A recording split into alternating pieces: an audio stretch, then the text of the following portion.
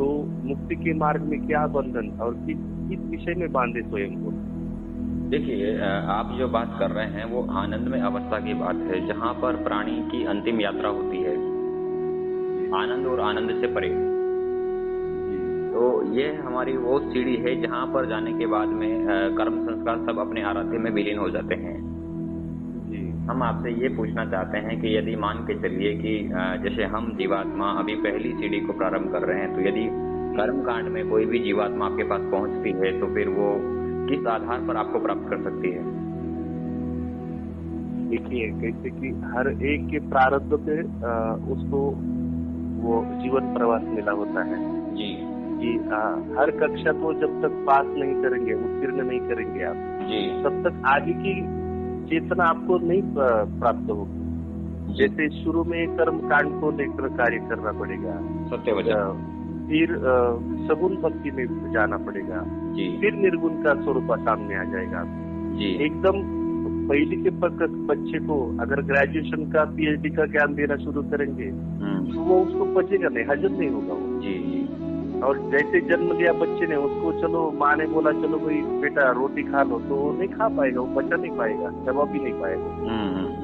तो जैसे जैसे धीरे धीरे देखो ये सृष्टि हर जीव को धीरे धीरे उसको उसके हिसाब से, उसके कर्म हिसाब से उसको ज्ञान देना शुरू करती है जी।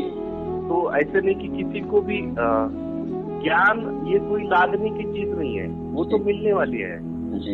जैसे जैसे हम आगे बढ़ेंगे वो निसर्ग हम पर कृपा करने ही वाला है जी। और वो होने वाली, वो सारी चीजें घटने वाली है जी। तो जो घटने वाली नेचुरल चीजें होती है वो सबसे सर्वोत्तम होती है जी।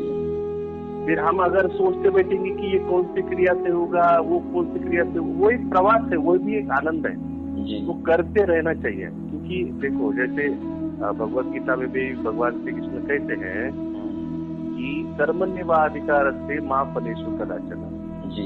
तो कर्म करना यही सब सभी साधकों के लिए सबसे महत्वपूर्ण विशेष है कि क्या मिले, कौन से मार्ग से जाए, ये मार्ग से जाए, वो मार्ग से, सभी मार्ग जाकर वहीं पर रुकते हैं और अंतिम वहीं पर है।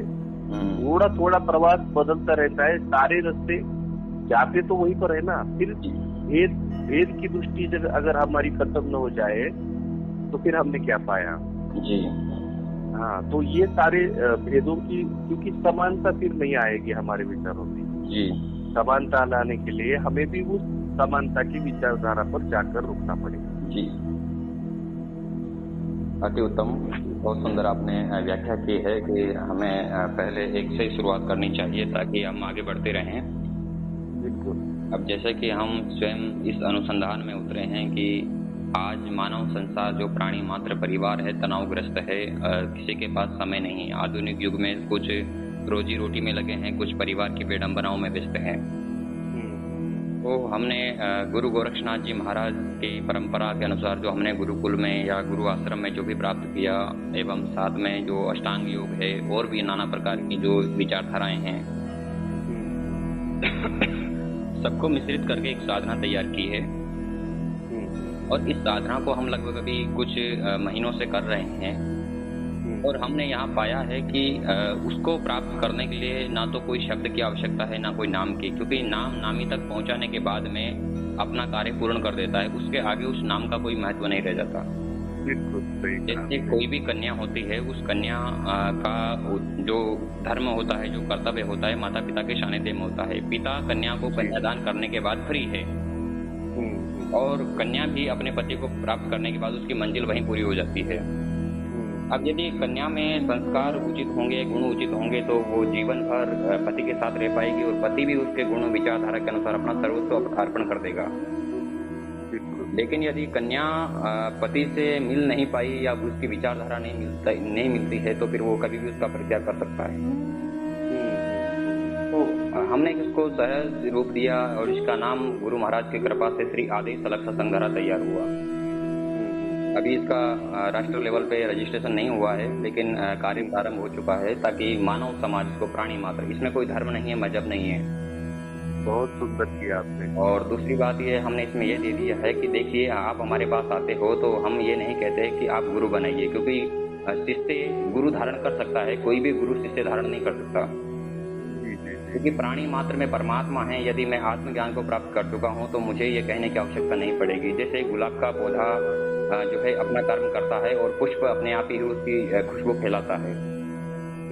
तो मेरे गुरु तो आपके अंदर भी हैं और वो बाहर भी हैं, सर्वत्र है। अपने यहाँ पर चाहे आप किसी भी गुरु के शिष्य हों या किसी भी गुरु के जो है मित्र हो, भक्त हो, जो भी हों, तो उसको मानकर भी हमारी साधना को प्रयोग में ले सकते हैं, क्योंकि हमारे पास साधन है। ये स्टेज है, जैसे कोई गाड़ी बनाता है होंडा या किसी भी कंपनी की, तो वो गाड़ी दे रहा है, तुमको खलान में जाना है, कहीं भी जाना है, खेत में या कहीं भी जाना हो, वो आपकी मर्जी है।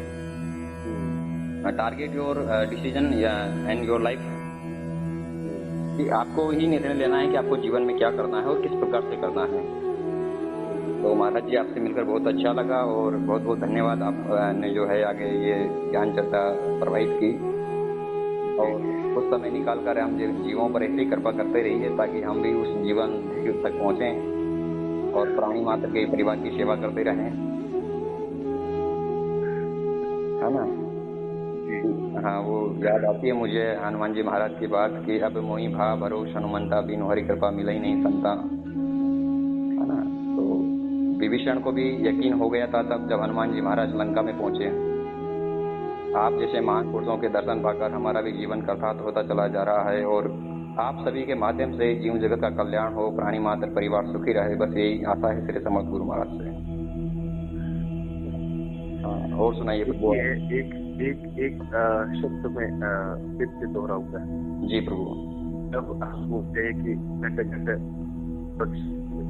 जी प्रभु, घट घट गोरख विराजे जी, तो फिर न कोई ऊंच न कोई बड़ा, न कोई महान, न कोई छोटा, जी, सब में एक ही मेरे गोरखनाथ बचे। फिर क्यों भेद और क्यों ना मैं बड़ा हूँ ना आप छोटे हैं, न कुछ नहीं, बस हमें एक को पहचानना है कि मैं और तुम एक ही है या नहीं है, यही बस कंफर्म करना है। जी। तो फिर इतनी सारी उपाधियों से मुझे लज्जित करने की भी कोई जरूरत नहीं है। सत्य वचन प्रभु, सत्य वचन। क्योंकि क्या बताऊं और क्या कैसे कृपा और क्या है, क्योंकि तुम हो ही सोए हुआ, तो तुम्हें क्या कृपा करनी है। क्योंकि इस दुनिया में न कोई दुर्बल है न कोई सबल है, सब एक समान है। जी। बस जो अज्ञानता की श्रृंखला है वो टूट जाए। हाँ, दर्पण में धूला लगा है, कोई हटा दे तो चेहरा नजर आ जाए। आनंद आ गया, बहुत आनंद आ गया आपसे मिलकर। बहुत आदेश। जी, आदेश।